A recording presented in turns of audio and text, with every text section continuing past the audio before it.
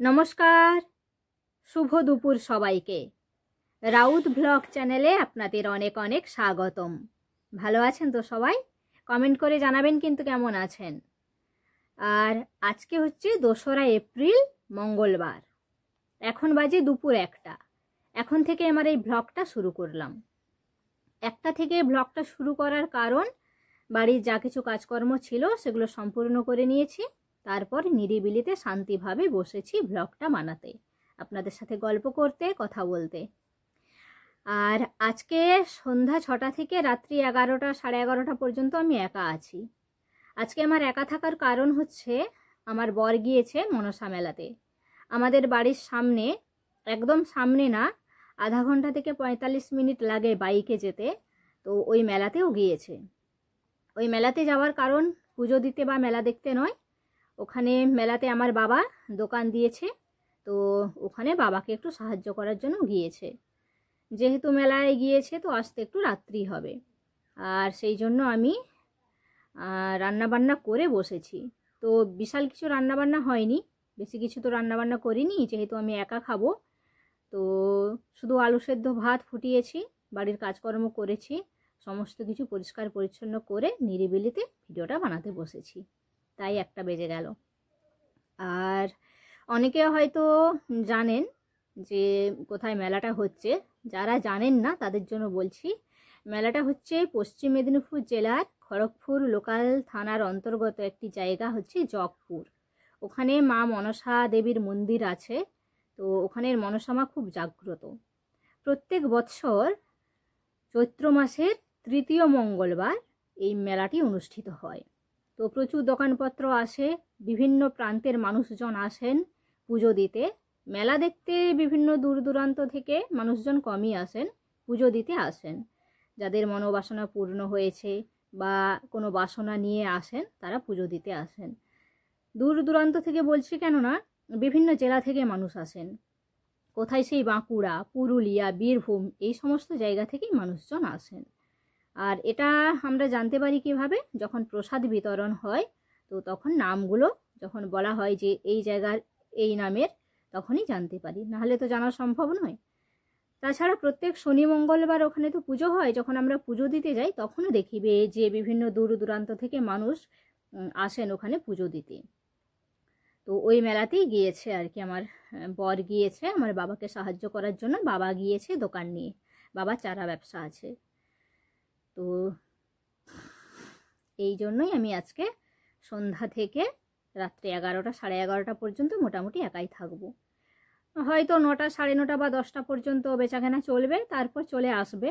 গতবারে তো 11টার মধ্যে ঘর ঢুকে গিয়েছিল, তো সেই জন্য বললাম। হয়তো এবারে দেরিও হতে পারে বা তাড়াতাড়িও আসতে পারে, সেটা জানি না, একটা আনুমানিক বললাম। তো এখন 1টা যেহেতু বেজে গেছে, আলু সেদ্ধ ভাত করেছি, এখন আলুটা মাখবো, তারপর আমি খেতে বসবো। তো চলুন আমি এখন খাওয়া দাওয়াটা সেরে নিই, তারপর একটু বিশ্রাম করব, তারপর বিকেলবেলা আসবো, আবার আপনাদের সাথে কিছু কথা বলবো, গল্প করব। এখন আলু ভাতেটা মেখে নেব, আর একটু ঝাল ঝাল করে মাখবো। যেহেতু শুধু আলু সেদ্ধ ভাত করেছি, একটু ঝাল ঝাল করে মাখলে খেতে ভালো লাগে আর কি।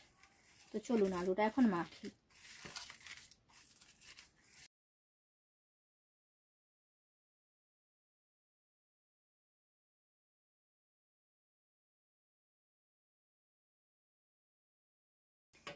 তো দেখুন আলু মাখা রেডি হয়ে গেছে, একার জন্য যথেষ্ট হয়েছে। এবার খেতে বসা যাক। তো ফেনা ভাত আর আলু মাখা নিয়ে খেতে বসে গেলাম। ফ্যান রেখেছিলাম, ফ্যান গড়ায়নি, অনেকদিন ফেনা ভাত খাওয়া হয়নি বলেই ফেনা ভাতটা খাবো ভেবেছি। তো যখন খেতে বসলাম তখন অর্ধেকেরও বেশি ফেনা ভাত খেয়েছি। তারপরের দিকে আর ভালো লাগছিল না দেখে একটু জল ঢেলে নিয়েছিলাম, জল ঢেলে খেয়েছিলাম শেষের দিকে। তো দুপুরবেলার খাওয়াটা শুরু করে দিয়েছি। কি বলুন তো, একা একা খেতে না ভালো লাগে না, পেট ভরলেও মন ভরে না। কোনো দিনও একা খাইনি, তো বর এলেই খাই। ভুল ভবিষ্যৎ, মানে হয়তো কালে ভদ্রে যেটাকে বলে, খুব খিদে পেয়ে গেলে তখন একা একা খাই, নাহলে দুজনেই খাই। 2টা প্রাণী, আমি একবার খাবো ও একবার খাবে, এটা কীরকম একটা লাগে, ভালো লাগে না। আবার কখনো কখনো খিদে পেলে খেয়ে নিলেও আবার বর এলেও 1 মুঠা হলেও খাই, যতই পেট ভর্তি থাকুক, এটা আমার অভ্যাস।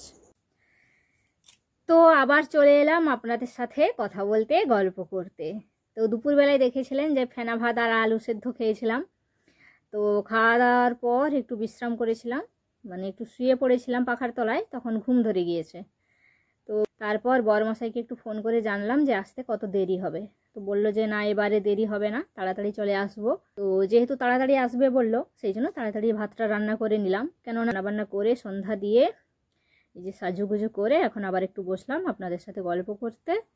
তো তাড়াতাড়ি খাওয়া দাওয়া করে ফেলবো, তারপরে ঘুমিয়ে পড়বো। যেহেতু ও সারাদিন পরিশ্রম, মানে আজকে সারাদিনই মেলায় ছিল, মেলাতে হয়তো বসেই ছিল, বসে বসে জিনিসপত্র বিক্রি করেছে ঠিক কথা, কিন্তু একদিকে ভীষণ গরম পড়েছে, আবার রৌদ্রের তাপটাও ভালোই ছিল। তো এটাতে একটু পরিশ্রম তো হয়েইছে, ক্লান্তি ভাব তো আছেই। সেই জন্য তাড়াতাড়ি খাওয়া দাওয়া করে ঘুমিয়ে পড়বো। তো এখন তো বাজে সবে মাত্র, কটা বাজে বলো তো? যাই হোক, এখন বাজে মাত্র 7:48। তো হ্যাঁ, এত তাড়াতাড়ি তো খেয়ে দিয়ে ঘুমিয়ে পড়লে হবে নি, মিনিমাম 9:30টার দিকে খাবো। 9টার দিকে খাওয়া দাওয়া শুরু করবো, 9:30টার মধ্যে ঘুমিয়ে পড়বো আজকে। তো চলুন আমি একটু গীতা পাঠ করি, আপনারাও শুনুন। এখন একটু গীতা পাঠ শুরু করলাম।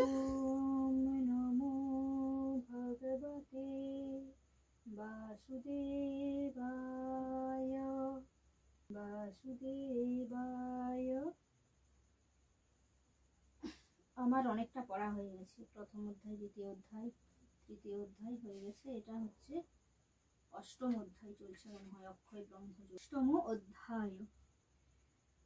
মামুপেত্য পুনর্জন্ম দুঃখালয়ম শাশ্বতম নাপ্নুবন্তি মহাত্মনঃ সংসিদ্ধিং পরমাং গতা। এটা 15 নম্বর শ্লোক। অনুবাদ কি বলছে যে মহাত্মারা আমাকে পাইলে পরম সিদ্ধি লাভ করেন, তাই জন্ম লইয়া এই দুঃখময় অনিত্য সংসারে পুনর্জন্ম গ্রহণ করিতে হয় না। মহাত্মারা বলেছেন যে আমাকে পাইলে, মানে ভগবানকে পাইলে পরম সিদ্ধি লাভ হয়, তখন আর পুনরায় পৃথিবীতে জন্ম গ্রহণ করতে হয় না। অব্রহ্ম ভুবন লোকা পুনরাবর্তিন অর্জুন মামুপেত্য তু কৌন্তেয় পুনর্জন্ম ন বিদ্যতে। ব্রহ্মলোকাদি লোকবাসী সকলেরই পুনর্জন্ম হইয়া থাকে।